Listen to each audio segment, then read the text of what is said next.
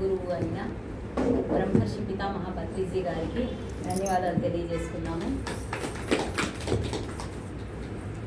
అలాగే నాకు ఆత్మ విద్యను బ్రహ్మ విద్యను ప్రసాదించిన మా గురుదేవులకు ఆత్మ నమస్కారాలు.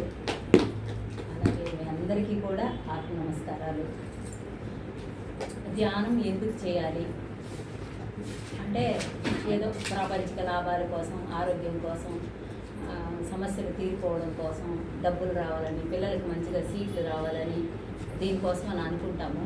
అవి కూడా జరుగుతాయి. దాంతోపాటు ఇంకా కొన్ని విషయాలు తెలుసుకోవాలన్నమాట. అదేంటంటే మనం ఏం కోరుకున్నా జరుగుతుంది. నేను ఒక మంచి సినిమా యాక్టర్ లాగా అవ్వాలనుకుంటున్నాను, లేదా నేను పెద్ద కోటీశ్వరరాలు అవ్వాలనుకుంటున్నాను, లేదు నాకు ఫలాన్ని కావాలి అని మనం ఏం కోరుకున్నా అన్నీ కూడా జరుగుతాయి. కానీ దానివల్ల ఏమవుతుందంటే జన్మలు అనేవి పెరుగుతాయి. నువ్వు చెడు వైపు వెళ్ళినా మంచి వైపు వెళ్ళినా మళ్ళీ జన్మలు అనేవి ఉంటాయి. నాకు ఇంకా జన్మ వద్దు అనుకున్నప్పుడు మాత్రమే ఇది మనం పట్టుకోవాలి. ఎందుకంటే నాకు ఎంజాయ్ చేయాలి, నేను హ్యాపీగా ఉండాలనుకున్నా నీ ఇష్టమే. అదేవిధంగా చాలు, పుట్టాను, అన్నీ చూశాను, ఇంకా మళ్ళీ జన్మ లేని స్థితికి వెళ్ళాలి. అందరూ ఏమనుకుంటారు, జన్మ లేకుండా అంటే ఎందుకు, నేను హ్యాపీగా ఉన్నాను కదా, జన్మ లేకుండా ఎందుకు వెళ్ళాలి అనుకుంటారు. అలా క్వశ్చన్ చేసేవాళ్ళు కూడా నన్ను అడిగారు అనమాట. అన్నీ బాగున్నాయి, అన్నీ హ్యాపీగా ఉన్నాం కదా, మీకు ఏమన్నా ఇబ్బంది ఉందేమో, అందుకని మీరు ఇంక పుట్టకూడదు అనుకుంటున్నారేమో, మాకు అన్నీ బాగుంది, నేను మళ్ళీ పుట్టాలనుకుంటున్నాను అన్నారు. ఓకే మా మంచిది, పుట్టండి, హ్యాపీగా మీకు ఎన్నిసార్లు కావాలన్నా పుట్టండి అని అలా కూడా చెప్పాను అనమాట. అంటే వాళ్ళకున్న దీన్ని బట్టి, అంటే క్యూరియాసిటీ, తెలియదు కదా సబ్జెక్టు. అందువల్ల ధ్యానం ఎందుకు అంటే మన యోగులు మహర్షులు అద్భుతంగా చెప్పేశారు. ఆది శంకరాచార్యుల వారు భజగోవిందంలో చెప్పారనమాట. వారు ఏం చెప్పారంటే, పునరపి జననం పునరపి మరణం పునరపి జనని జఠరేసేయన్ ఇహ సంసారే బహుదుస్తారే కృపయాపారే పాహిమురారే. అంటే మళ్ళీ ఈ జనన మరణ చక్రంలో పుట్టి ఈ కర్మలు, మంచి చెడ్డ, బాధలు, కష్టాలు ఇవన్నీ అనుభవించడం మళ్ళీ జరుగుతూనే ఉంటుందన్నమాట. తల్లి గర్భంలో మళ్ళీ దూరాలి. తల్లి గర్భం ఏమన్నా ఏసీ రూమా, ఆ లోపల ఎంత బాధ ఉంటుందో ఆ అనుభవించే బిడ్డకు తెలుస్తుంది. ఆ బిడ్డని లోపల క్రిమికీటకాలు, పురుగులు అన్నీ కరుస్తూ ఉంటాయంట. బిడ్డ ఎప్పుడెప్పుడు భగవంతుడా నన్ను బయటేస్తావు, బయట వచ్చిన క్షణం నుంచి నేను సాధన చేసుకొని నిన్ను తప్ప నేను ఇంకా ఏది కోరుకోను, నాకు ఏది అవసరం లేదు అని బిడ్డ అంటాడంట. ఎప్పుడైతే బయటకు వస్తాడో తల్లి గర్భంలో నుంచి, ఈ మాయా ప్రపంచాన్ని చూసి అబ్బా ఇంత అందంగా ఉంది, ఇది బాగుంది, అది బాగుందని మాయలో పడిపోయి మళ్ళీ భగవంతుని మర్చిపోయి మళ్ళీ భగవంతునికి దూరం అయిపోతారు. ఇది ఎప్పటికప్పుడు మళ్ళీ జరుగుతూనే ఉంటుందన్నమాట. ఇలా మనం ఎన్నో జన్మలు తీసేసుకున్నాం. కానీ ఒకానొక జన్మలో మనం 7 జన్మల్లో ఏడిస్తే గత జన్మల్లో మనం చేసుకున్న పుణ్యం వల్ల మాత్రమే సద్గురువు మన జీవితంలోకి వచ్చి ఈ విషయాలు చెప్తారు. ఇప్పుడు అందరూ పెట్టుకొని వింటూ ఉంటారు, అన్ని పాటల్లాగా తీసుకుంటారు, కానీ అందులో ఉన్న అర్థం ఏందని ఎవరూ గ్రహించుకోలేరు. ఎప్పుడైతే మనలో ఉన్న తపన తపస్సుగా మారినప్పుడు సాక్షాత్తు భగవంతుడు నారాయణుడే గురువు రూపంలో వచ్చి మనకు చెప్తారు. అప్పుడు వరకు మనకు తెలియదు అన్నమాట.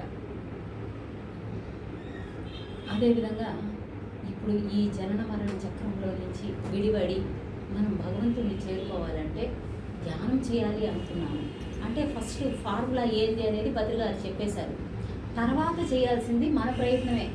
చెప్పడం వరకే ఎవరైనా కూడా, కానీ ఎవరికి వాళ్ళు ప్రయత్నం చేసినప్పుడు మాత్రమే ముక్తిని, మోక్షాన్ని పొందగలుగుతారు. చెప్పడం ఈ దారిలో వెళ్ళండి అని చెప్పే వరకు మాత్రమే. ఆ దారిలో చేరుకోవాల్సింది ఎవరికి వాళ్ళే, ఎవరి ముక్తి వాళ్ళదే. కాబట్టి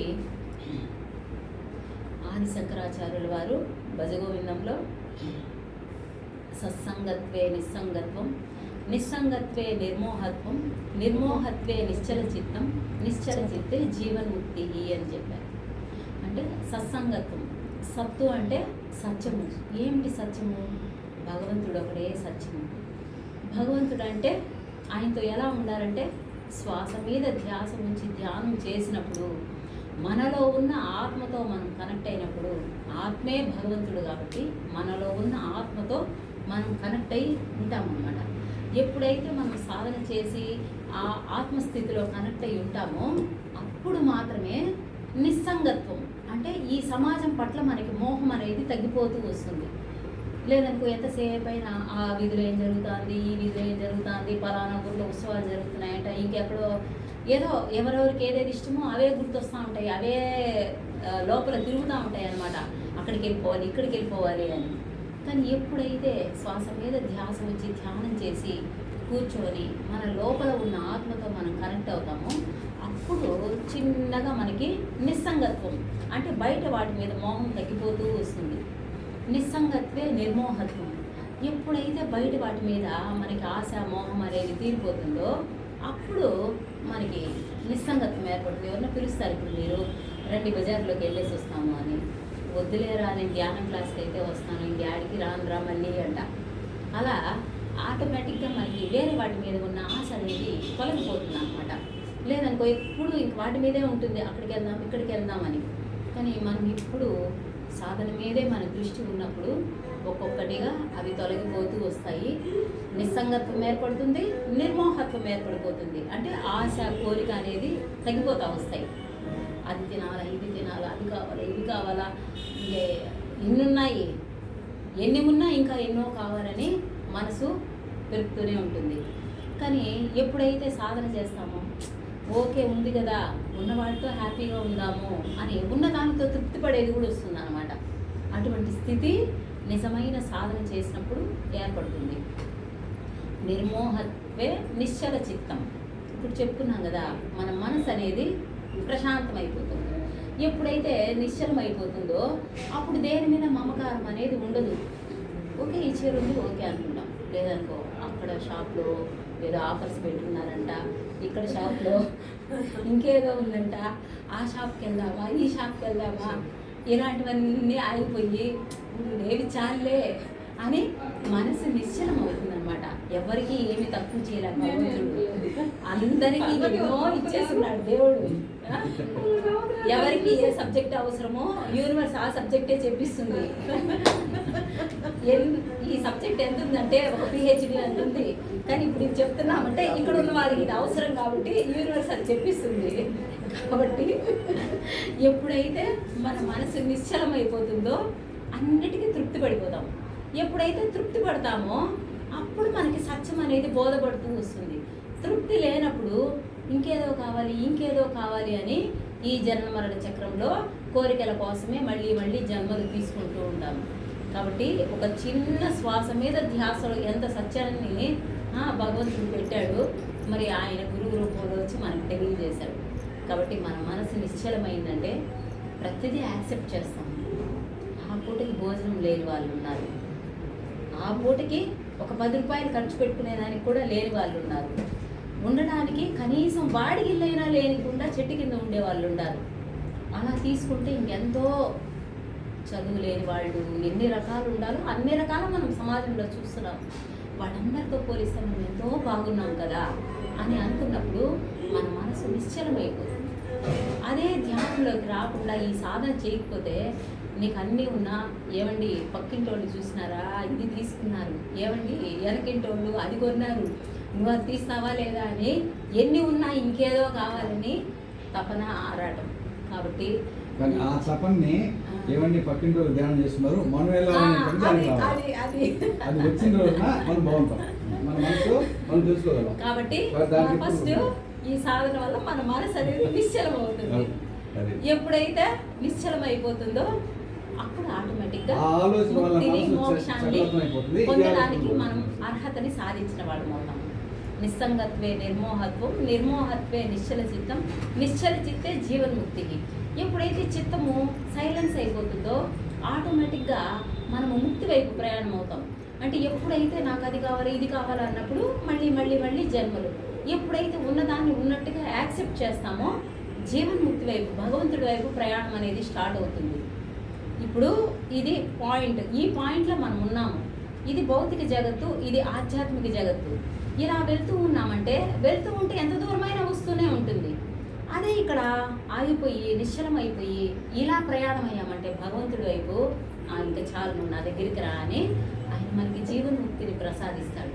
చూసారా, ఒక చిన్న 4 లైన్లో ఎంత అర్థాన్ని పెట్టేశారు ఆదిశంకరాచార్యులు వారు, ఎంత అద్భుతంగా చెప్పారు. మరి ఇటువంటివన్నీ మనం తెలుసుకోవాలి, మన పిల్లలకి మన కుటుంబ సభ్యులకి తెలియజేయాలి, మన చుట్టూ ఉన్న సమాజానికి తెలియజేయాలి. అదేవిధంగా ఇందులో ఇంకొక శ్లోకం చెప్పుకొని భగవద్గీత కించిత గీత గంగాజల లవణికాపీత అని చెప్పినారు. భగవద్గీతలో ఒక్క శ్లోకం నేర్చుకున్నా, గంగాజలం అంటే మనము కాశీ దగ్గరున్న గంగా తీర్థం తీసుకుంటే అనుకుంటాము, ఆ తీర్థం కాదు, అది భౌతిక జగత్తులో ఉండే వాళ్ళకి ఆ గంగా తీర్థం. ధ్యాన మార్గంలో వచ్చిన మనకి సాధనలు ఇంకా చెప్పారు కదా, నాకు బాగా సాధన కుదిరిందని.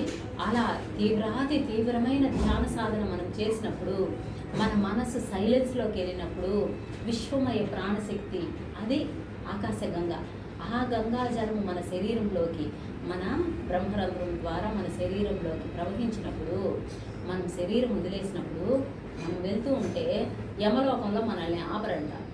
ఎందుకంటే ఎవరైతే ఆ గంగా జలాన్ని ఒక చిన్న లవణ కణికాపీత అంటే ఒక చిన్న లవణ ఉప్పురాయంత మన శరీరంలో విశ్వమయ ప్రాణశక్తి ప్రవహించిన, అదేవిధంగా భగవద్గీతలో ఒక్క శ్లోకం నేర్చుకున్నా యమలోకంలో ఆపకుండా పైలోకాలకి తీసుకెళ్తారు. కాబట్టి ఎంత గొప్పది చూడండి. కాబట్టి మహానుభావులు ఎన్నో చెప్పారు, ఎన్ని నేర్చుకున్నా నేర్చుకోవాల్సినవి ఎన్నో ఉన్నాయి. కానీ ఫైనల్ ఆత్మజ్ఞానం బ్రహ్మజ్ఞానం. ఎవరైతే ఆత్మజ్ఞానాన్ని పొందుతారో, ఎవరైతే బ్రహ్మజ్ఞానం కోసం ప్రయత్నం చేస్తారో వాళ్ళకి మాత్రం మళ్ళీ జన్మలేని స్థితికి వెళ్తారు, లేదంటే మళ్ళీ పుట్టాలి. కాబట్టి ప్రతి ఒక్కరూ దీన్ని అర్థం చేసుకొని ధ్యానం ఎందుకు చేసుకోవాలి అనేది, కోరికలు కోరుకున్నా తీరుతాయి. ఏ కోరిక లేకుండా నాకు భగవంతుడే కావాలన్నా అది జరుగుతుంది. కాబట్టి ఇలా వెళ్ళాలా అనేది ఎవరి ఇష్టాన్ని బట్టి వాళ్ళు నిర్ణయించుకోవచ్చు. ఏమి కోరుకున్నా జరుగుతాయి. ఓకేమా?